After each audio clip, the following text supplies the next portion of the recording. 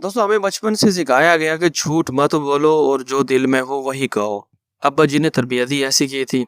School जाने लगे, एक दिन लाइव स्टॉक की क्लास में उसानी जी ने पूछा, आपको कौन सा जानवर पसंद है? मैंने कह दिया, भुना हुआ मुर्गा। जो मेरे दिल की आवाज थी।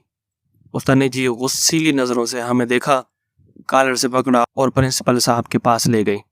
प्रिंसिपल साहब ने पूरी बात सुनी, हमसे इस्तफसार किया और हमारा मुद्दा बगौर समाअत फरमाने के बाद खूब खुलकर हंसे। हमें आइंदा ऐसा ना करने की तंबीह करके रुखसत फरमाया। इस तमाम वाक़े पर हमारी हैरानी बदस्तूर मौजूद थी। घर आकर अब्बा मियाँ को तमाम वारदात तफसीलन आगाह किया। वो भी बहुत हंसे और हमें आइंदा ऐसी बात ना करने की नसीहत की। हम ज़माने की इस दोगलेपन को समझ तो ना सके, ताहम दिल ही दिल में आइंदा ऐसी बात ना करने का अहद किया। अगले दिन उस्तानी जी ने दोबारा वही सवाल दोहराया, जिंदा मुर्गा।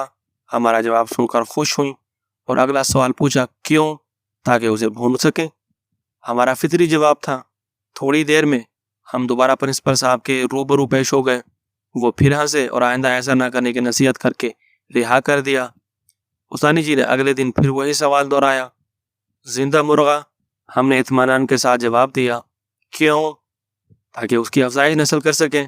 हम एतमाद से बोले। खुशी की एक लहर उनके चेहरे पर दौड़ती हुई नजर आई। क्यों? अगला सवाल, ताकि हमारे पास प्यारे प्यारे चूजे हों। हमारा एतमाद बहाल रहा।